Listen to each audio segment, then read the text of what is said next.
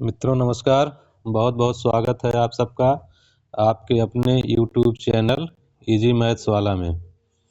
मैं हूं धर्मेंद्र मिश्रा और आज हम एक ऐसा टॉपिक लेके आए हैं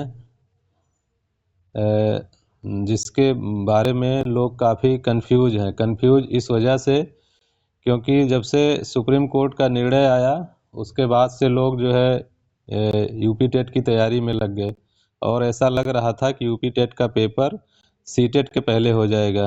इसी बीच में सी टेट का भी नोटिफिकेशन आ गया और अब ये क्लियर हो गया कि 8 फरवरी को जो है सी टेट का पेपर होना ही होना है। फॉर्म भरे जा रहे हैं और जो हमारे वर्किंग टीचर्स, विशेषकर मैं वर्किंग टीचर्स पर ही ये वीडियो बना रहा हूँ और वर्किंग टीचर्स जो हमारे साथी हैं वो सब अप्लाई भी कर रहे हैं, अप्लाई करना भी चाहिए, लेकिन कहीं न कहीं थोड़ा सा भ्रम की स्थिति ये बनी हुई है कि अभी तक तो यूपी टेट की तैयारी करते चले आए, लेकिन अब बीच में सी टेट आ गया।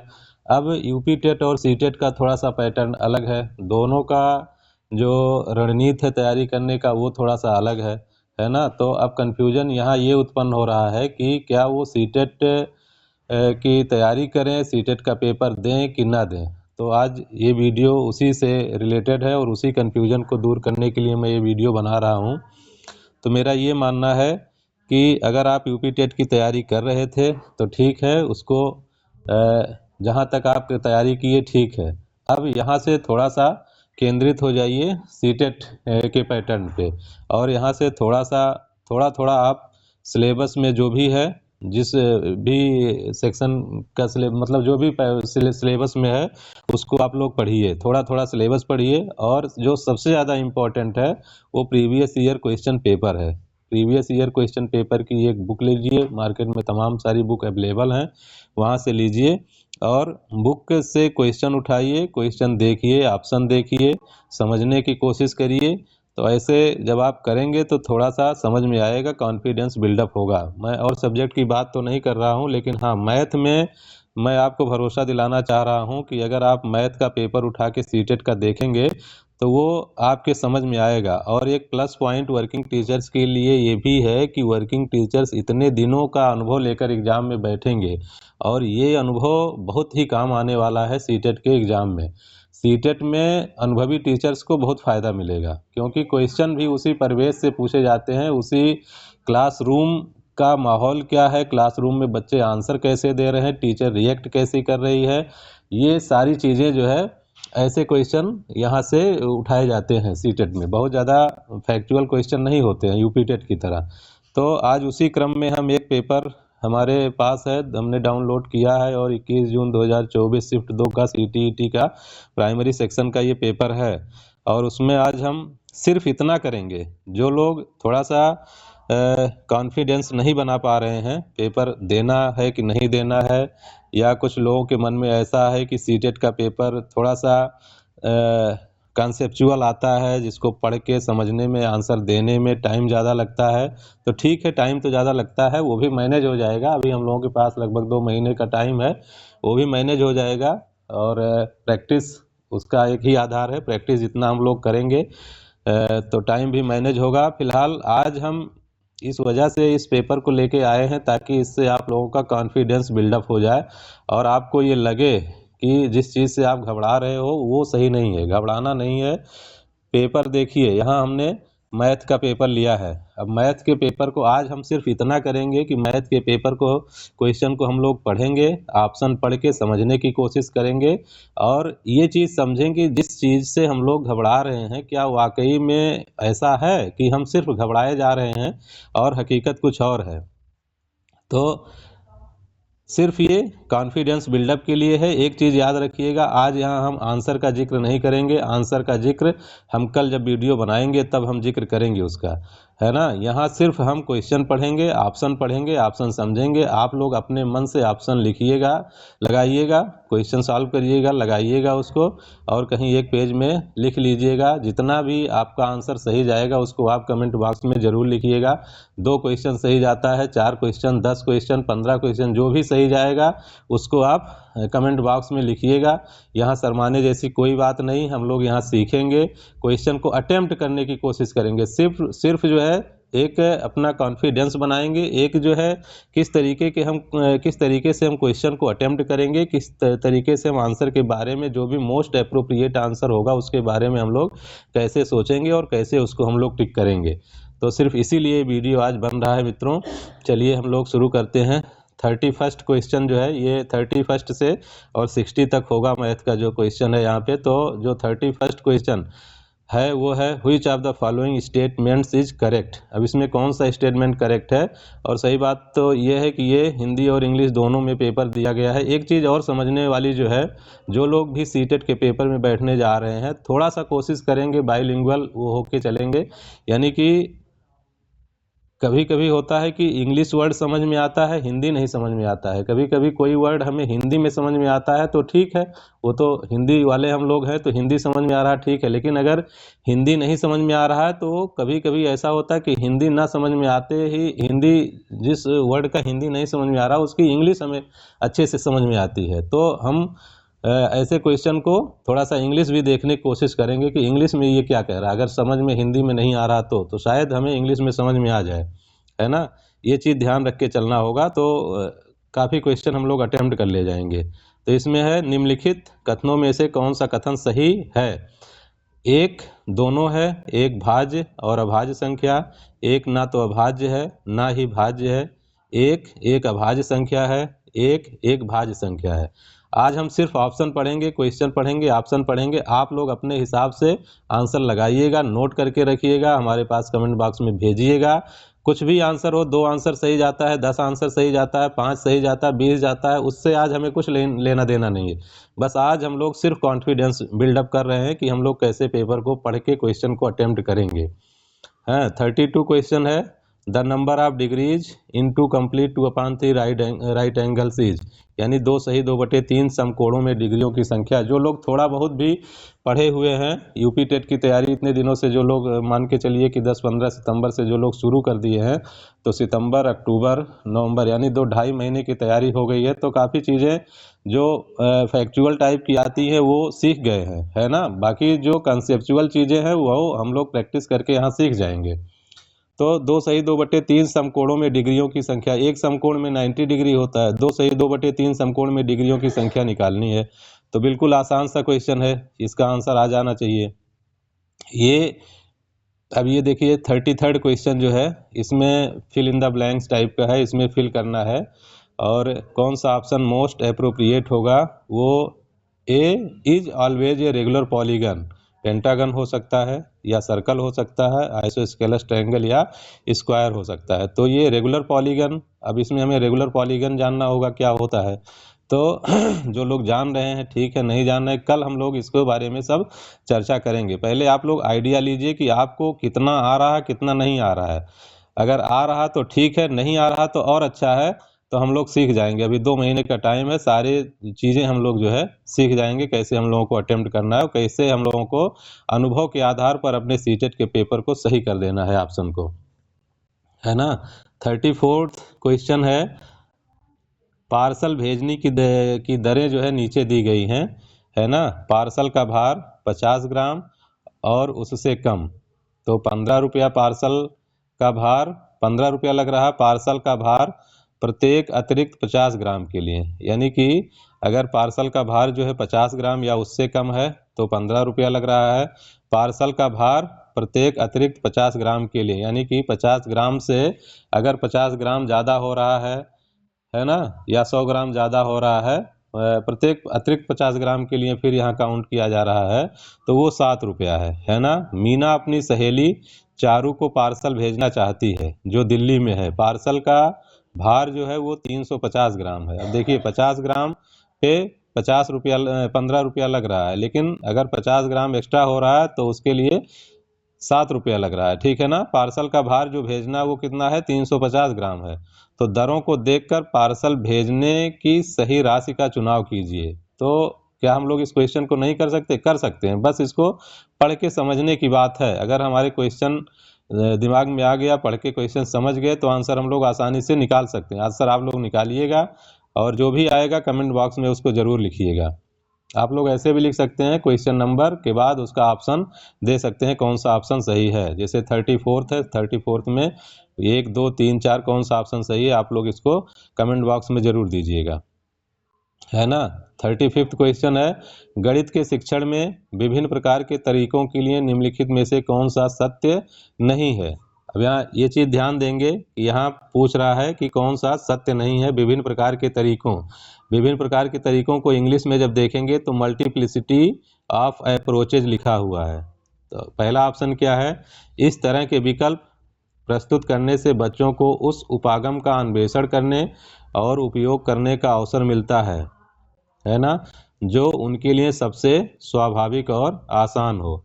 यह स्कूली गणित को एक ही सही उत्तर होने की परंपरा से मुक्त करने के लिए महत्वपूर्ण है।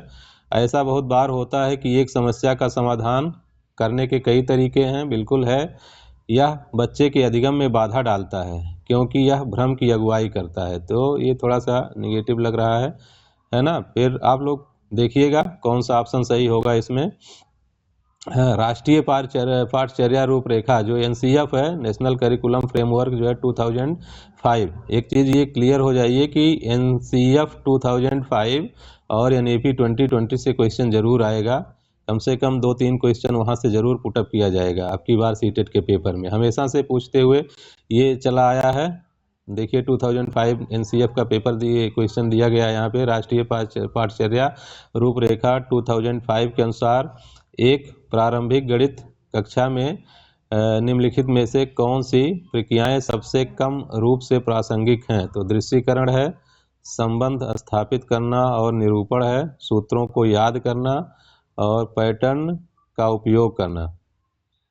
सबसे कम रूप से प्रासंगिक है ना, तो आप लोग समझ ही रहे हैं, जहाँ याद करने वाली बात आती है वो थोड़ा सा निगेटिव पॉइंट होता है वहाँ पे, है ना। अगला क्वेश्चन है 37, which of the following, Hindi में देखा जाए, गणित शिक्षण में संज्ञानात्मक संघर्ष के विचार के लिए निम्नलिखित में से कौन सा कथन सबसे उपयुक्त है। सबसे उपयुक्त कथन यहाँ पूछा जा रहा है गणित शिक्षण में संज्ञानात्मक संघर्ष के विचार के लिए, है ना। Which of the following statement is most appropriate for the idea of cognitive conflict. Cognitive conflict यानी संज्ञानात्मक संघर्ष, है ना। तो संज्ञानात्मक संघर्ष के प्रति बच्चों को सुगम्य बनाने के शिक्षक के विचारपूर्ण प्रयासों से उनकी गणितीय समझ को बढ़ावा मिल सकता है। ठीक ही है, यह बच्चों में गणितीय समझ को बढ़ावा देने के लिए प्रभावी नहीं है। संज्ञानात्मक संघर्ष से बचना चाहिए क्योंकि इससे बच्चे भ्रमित हो जाते हैं, है ना। तो सबसे उपयुक्त कथन जो है वो आइडिया लग गया होगा आप लोगों को कौन कौन सा है। कल हम लोग इसके बारे में, आंसर के बारे में कल डिस्कस करेंगे। अभी सिर्फ क्वेश्चन पढ़िए और ऑप्शन पढ़ के समझने की कोशिश करिए। Which of the following 38th है, which of the following statement is most appropriate, है ना। Use of teaching learning material is in mathematics class consume students time for practice, नहीं ये उतना अप्रोप्रिएट नहीं। Students do not enjoy riddles in mathematics class, है ना। Mathematics lab is essential as it provides opportunities for hands on activities for students. Charts are used in mathematics class as an effective teaching learning material, है ना। तो ठीक है, इसको भी देखा जाएगा। अभी हम आंसर के बारे में बिल्कुल चर्चा नहीं करेंगे, आंसर आप लोग देखिएगा। सिर्फ इतना अंदाजा लगाइए, अपने अपने आप को आप अंदाजा लगाइए कि आप कितना पढ़ के कितना समझ सकते हैं, कितना सही कर सकते हैं, है ना। Yamini threw way die 10 times and got the following results. ये डाई फेंकने पर ये सारे नंबर आते हैं एक एक करके। Which of the following number C got the maximum number of times. तो ये तो बिल्कुल आसान सा ही है, इसमें कोई ज़्यादा दिमाग नहीं लगाना है। Which of the following, Hindi में ही पढ़ें, निम्नलिखित में से कौन सा स्कूली गणित में इबारती सवालों के लिए सही है। तो इबारती सवाल केवल माध्यमिक कक्षाओं में महत्वपूर्ण होते हैं। इबारती सवाल गणित में कार्यविधिक ज्ञान पर अधिक केंद्रित होते हैं। इबारती सवाल उन अभ्यासों को संदर्भित करते हैं जहां बच्चा परिस्थिति को एक ऐसा औपचारिक रूप देता है जिसमें गणितीय तकनीक को लागू किया जा सके। इबारती सवाल गणितीय निर्देशन के उदाहरण नहीं होते, निदर्शन के उदाहरण नहीं होते। गणितीय निदर्शन यानी मॉडलिंग, मैथमेटिकल मॉडलिंग हो गए, ठीक है ना। तो देखिएगा, सोचिएगा इसके बारे में, टिक करिएगा ऑप्शन है। What should be subtracted from the sum of 9,909, 9,099 and 9,009 to आप 10। तो ये तो आसान सा ही है, इसको कोई दिक्कत नहीं होगी। 1 millimetre is the same as, millimetre को सेंटीमीटर और मीटर में चेंज करके दिया है। तो ये भी थोड़ा सा अगर जानकारी है तो कर ले जाएंगे, है ना। 43 क्वेश्चन देखिए, ये फ्रॉग जंप्स 3 स्टेप्स, मतलब किसी स्थान ओ से आरंभ करके एक मेढक 3 कदम और एक खरगोश 7 कदम की छलांग लगाते हैं। निम्नलिखित में से किस कदम पर वे दोनों एक साथ छलांग लगाएंगे।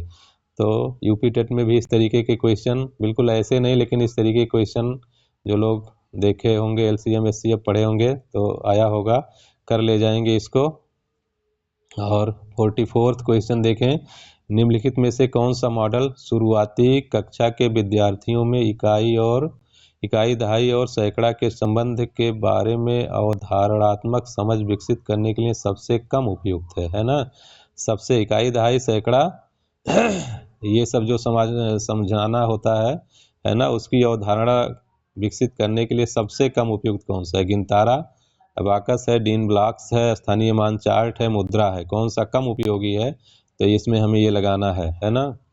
और 7.5 किलोग्राम नमक से 1/12 किलोग्राम नमक के कितने पैकेट बनाए जा सकते हैं। बिल्कुल आसान सा क्वेश्चन, इसमें टाइम नहीं लगेगा। और 46वां है, ये student of class 3rd solve 26 into 5 as. देखिए 26 और 5 का गुणा करके बच्चा लिख रहा है 1030, है ना। तो कहीं न कहीं उसमें कंसेप्ट ऑफ रीग्रुपिंग की प्रॉब्लम है क्या। पहला ऑप्शन है कि पहाड़ों का प्रत्यास्मरण, मतलब कि वो प्रत्यास्मरण है ना, वो रिकॉल नहीं कर पा रहा, टेबल को याद करके जो है रिकॉल नहीं कर पा रहा। एकाएकी संगत, उसको 1 to 1 करेस्पॉन्डेंस का ज्ञान नहीं है। एक अंक की एक अंक से गुणा का ज्ञान नहीं है ना। और पुनर्समूहीकरण की अवधारणा उसको पता नहीं है। तो अब इसमें मोस्ट अप्रोप्रिएट आपको देखना है, तो बताइएगा इसमें क्या होगा। कल हम लोग इसके आंसर पे चर्चा करेंगे। आज हम लोग सिर्फ इतना कर रहे हैं कि जो लोग बिल्कुल कॉन्फिडेंस लूज कर गए हैं और वो सोच रहे हैं कि हम पेपर पढ़ के समझ नहीं सकते हैं, तो आज उन्हीं के लिए है कि हम लोग बिल्कुल पेपर पढ़ के ऑप्शन देख के समझ सकते हैं, ऑप्शन लगा सकते हैं। ऐसा कुछ नहीं है जो हम लोग कॉन्फिडेंस खो रहे हैं और पेपर नहीं देना चाहते हैं, तो ऐसा कुछ है नहीं। पेपर में पेपर बिल्कुल आसान सा लग रहा है और थोड़ा सा कोशिश करेंगे तो बहुत अच्छा इसमें हो जाएगा। 47th क्वेश्चन है, निम्नलिखित में से कौन से आरंभिक संख्या अवधारणा के बनने से संबंधित है। एकाएकी संगत, पदानुक्रमित, समावेशन, मूलभूत संक्रियाएं, 1 to 1 करेस्पॉन्डेंस, है ना। Which of the following is related too early number concept formation, early number concept formation, ठीक है ना। तो देखिएगा इसमें, फिर देखिए नेशनल एजुकेशन पॉलिसी से रिलेटेड ये क्वेश्चन आ गया। Talks about knowledge of India, knowledge of India यानी भारत का ज्ञान के बारे में बात करती है। निम्नलिखित में से क्या इसमें सम्मिलित नहीं है। सांस्कृतिक आदान प्रदान कार्यक्रमों के हिस्से के रूप में विभिन्न राज्यों का दौरा, विद्यार्थियों के ज्ञान में वृद्धि के आकलन के लिए औपचारिक परीक्षाएं, आधुनिक भारत के प्रति प्राचीन भारत का ज्ञान और उसका योगदान, विभिन्न विषयों जैसे गणित, खगोल विज्ञान, चिकित्सा, कृषि इत्यादि के हिस्से के रूप में आदिवासी ज्ञान अधिगम के स्वदेशी और पारंपरिक तरीके। तो जो लोग एनईपी 2020 मान लीजिए कुछ नहीं जान रहे हैं, उसको वो लोग भी इसको थोड़ा सा देख के आइडिया लगा सकते हैं कि हाँ कौन सा ऑप्शन सही होगा इसमें। 49th क्वेश्चन जो है ये है द वैल्यू ऑफ 25.3 इंटू 5। ये बिल्कुल बोर्ड मास वाला क्वेश्चन है, बस यहाँ डेसिमल में नंबर्स दिए गए हैं। तो ये थोड़ा सा फैक्चुअल टाइप का है, इसको कर सकते हैं जो लोग पढ़े होंगे, और नहीं पढ़े होंगे तो बिल्कुल नहीं करेंगे, फिर तो आंसर गलत हो जाएगा, है ना। सीटेट में ऐसे क्वेश्चन भी आते हैं कि हम बिल्कुल भी अगर पढ़ाई नहीं किए हैं उसके बारे में, तब भी हम जो है अगर प्रेजेंस ऑफ माइंड लगा लेते हैं, थोड़ा सा ध्यान केंद्रित कर लेते हैं, तो ऑप्शन हम लोग 100% सही कर देंगे। लेकिन यूपी टेट में ऐसा नहीं। यूपी टेट में जब तक फार्मूला नहीं याद है, कंसेप्ट नहीं याद है, तब तक क्वेश्चन सही नहीं कर पाएंगे, क्योंकि वहाँ न्यूमेरिकल बेस्ड क्वेश्चन पूछे जाएंगे। तो उसमें हमें कैलकुलेशन भी करना रहेगा, वहाँ हमें फार्मूले का भी ज्ञान होना चाहिए, सब कुछ। लेकिन सीटेट में यही है कि अगर फार्मूला नहीं आ रहा है तो हो सकता है एक दो क्वेश्चन हम लोग ना कर पाएँ, है ना। बाकी पढ़ के और प्रेजेंस ऑफ माइंड अपना अनुभव लगा के हम ऑप्शन को सही कर सकते हैं। 50वां क्वेश्चन है, प्राथमिक स्तर पर आंकड़ों का प्रबंधन के परिचय के लिए निम्नलिखित में से क्या सबसे उपयुक्त है। तो ये है डेटा हैंडलिंग वाला क्वेश्चन है। विद्यार्थियों को एक शहर की 5 साल की जनसंख्या गणना दिखाना और विद्यार्थियों को जनसंख्या वृद्धि की तुलना करने को कहना। दूसरा है, श्यामपट्ट पर एक दंड आरेख चित्रांकित करना और विद्यार्थियों को उसमें से आंकड़ों को पढ़ने के लिए कहना। तीसरा है, विद्यार्थियों को बस और ट्रेन के समय की समय सारणियों को पढ़ने के लिए कहना। और चौथा है, कक्षा में विद्यार्थियों की लंबाई, उनका पसंदीदा गाना, रंग, कार्टून इत्यादि पर आंकड़े इकट्ठे करना और आंकड़ों पर आधारित प्रश्न पूछना। तो चूंकि हम लोग प्राइमरी स्तर की बात कर रहे हैं, तो मोस्ट अप्रोप्रिएट पता चल गया होगा क्या है इसमें से, है ना, जहाँ से बच्चे समझ जाएं कि आंकड़ों का प्रबंधन कैसे होता, आंकड़े होते क्या, उनको मैनेज कैसे किया जाता, टेबल कैसे बनाया जाता, ये सारी चीज़ें हमें वहाँ बच्चों को समझानी होती हैं। राष्ट्रीय शिक्षा नीति 2020 के अनुसार फिर आया, NEP 2020 के अनुसार शिक्षार्थियों का आकलन है, ये आपका संज्ञानात्मक, सामाजिक, आध्यात्मिक आयाम, भौतिक और मनोवैज्ञानिक आयाम, संज्ञानात्मक और भौतिक आयाम, संज्ञानात्मक, भावात्मक और ये जो है साइकोमोटर डोमेन होता है, मनोगत्यात्मक आयाम। तो ये समझ गए होंगे इसमें क्या होना चाहिए। नहीं समझ गए होंगे तो कल हम लोग इसको समझेंगे। ब्रिज के पास अपनी पसंद की जमीन घेरने के लिए 100 मीटर का तार था। वह सबसे बड़ा जमीन का टुकड़ा लेना चाहता था। निम्नलिखित में से उसे किस माप का टुकड़ा लेना चाहिए ताकि उसकी जमीन का क्षेत्रफल अधिकतम हो। तो अधिकतम क्षेत्रफल निकाल लेना है, कौन से ऑप्शन में अधिकतम क्षेत्रफल आएगा, बस ये आसान सा है। Which of the following 53rd which of the following statement is least appropriate for encouraging mathematical learning, है ना। लीस्ट अप्रोप्रिएट ये हमें देखना है, अभी जो सबसे कम उपयोगी मतलब उपयुक्त आंसर है वो हमें देखना है। तो पहला ऑप्शन है, गणित अधिगम जेंडर विशिष्ट नहीं होता है। अंतर्ज्ञान को हतोत्साहित करना चाहिए क्योंकि यह गणितीय विचारों को विकसित करने में बाधा डालता है। असफलता का अर्थ यह नहीं होता कि विद्यार्थी गणित नहीं कर सकते। सभी गणित सीख सकते हैं। तो ठीक है, मोस्ट अप्रोप्रिएट पता चल गया होगा और कल इस पे चर्चा होगी। ये number becomes double if it is increased by 8, what is the number. बिल्कुल आसान सा क्वेश्चन, इसको कर लेंगे, थोड़ा सा कॉमन सेंस लगाएंगे, कोई फार्मूला नहीं जानना है इसमें, कुछ नहीं। 54th में थोड़ा सा कॉमन सेंस लगाएंगे, क्वेश्चन का आंसर आ जाएगा। और 55वां जो है 55th जो है, निम्नलिखित में से किसकी लागत सबसे कम है। तो रुपया 750 प्रत्येक वस्तु वाली 7.5 दर्जन वस्तुएं है। देख लेना इसमें किसमें सबसे लागत कम है। 750 रुपये के हिसाब से 7.5 दर्जन, 7.5 रुपया प्रत्येक वस्तु वाली 75 दर्जन वस्तुएं, है ना। और 750 प्रत्येक पैकेट वाले 75 पैकेट, और 7.5 प्रत्येक पैकेट वाले 750। बढ़िया क्वेश्चन है ये, इसको थोड़ा सा दिमाग दौड़ाइएगा, हो जाएगा ये। 56 जो है, 56 में निम्नलिखित में से कौन सी प्राथमिक स्तर पर गणितीय भाषा की विशेषताएं होनी चाहिए। गणितीय भाषा, ठीक है ना, सटीक होनी चाहिए, अस्पष्ट होनी चाहिए ताकि यह विषय में खुलापन जोड़ सके।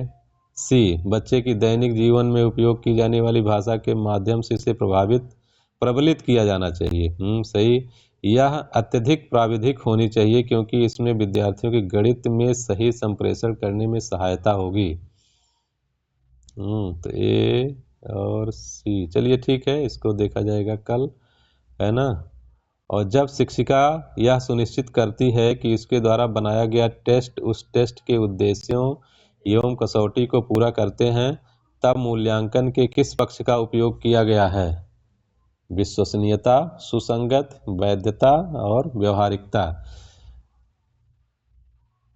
58वां क्वेश्चन देखिए, 1, 8, 27, 64, 125, बिल्कुल ये सीरीज का क्वेश्चन है, पैटर्न कह लीजिए, सीरीज कह लीजिए, आराम से ये हो जाएगा, है ना।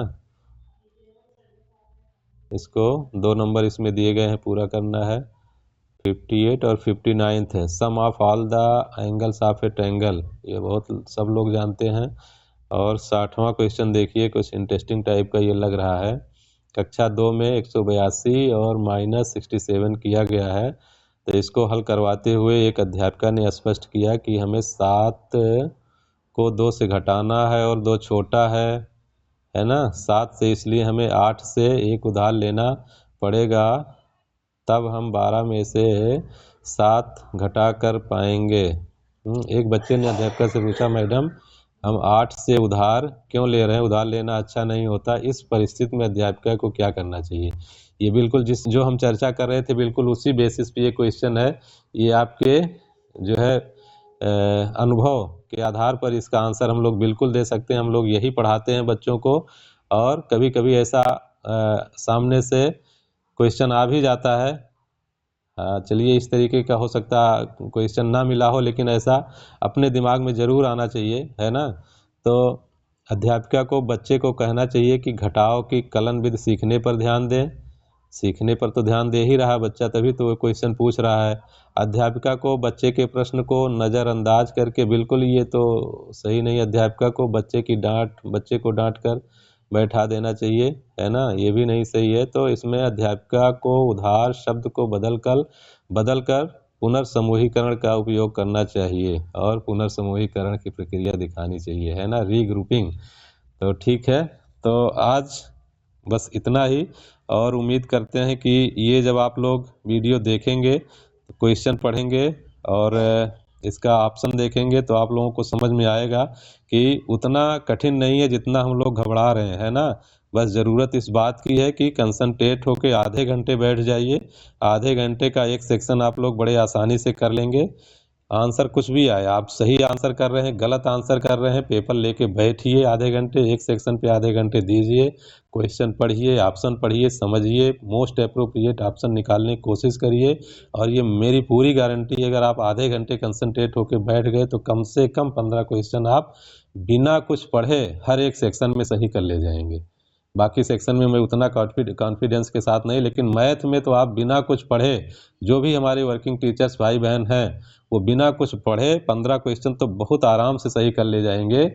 बस थोड़ा सा कंसंट्रेट हो जाए, प्रेजेंस ऑफ माइंड लगा दें, और अपना अनुभव 10 साल 15 साल 20 साल का जिसका जितना अनुभव है सारा अनुभव झोंक दें ऐसे ऑप्शन को सेलेक्ट करने में। तो मेरी गारंटी है कि 15 से 20 क्वेश्चन, 15 क्वेश्चन मान के चलिए सही हो जाएगा। अभी हमारे पास 2 महीने टाइम है, हम लोग पढ़ेंगे, कंसेप्ट भी पढ़ेंगे, प्रैक्टिस भी करेंगे, और इसको हम लोग 25 क्वेश्चन तक ले जाएंगे। 25 क्वेश्चन तक का कॉन्फिडेंस रहेगा कि हम लोग इसको आसानी से सही कर लेंगे। बहुत ज़्यादा मेहनत नहीं करना है, बस कॉन्फिडेंस बना के चलना है। तो आज के लिए मित्रों इतना ही, और ऑप्शन आप लोग ज़रूर बताइएगा कितना सही हुआ, कितना नहीं सही हुआ, कितना आप लोगों का कॉन्फिडेंस बिल्डअप हुआ कि नहीं हुआ। फिर हम लोग इस पर चर्चा करेंगे, इसके आंसर पर चर्चा करेंगे, और इस तरीके से और वीडियो हम लोग, अगर आप लोगों को पसंद आएगा हमारा ये जो भी हमने प्रयास किया है, ये प्रयास अगर आप लोगों के पसंद आएगा तो बिल्कुल इस तरीके का वीडियो हम एक और सेट लेकर आएंगे, क्वेश्चन पेपर लेकर आएंगे और वीडियो बिल्कुल बनाएंगे। तो आज के लिए मित्रों इतना ही। नमस्कार, बहुत बहुत धन्यवाद।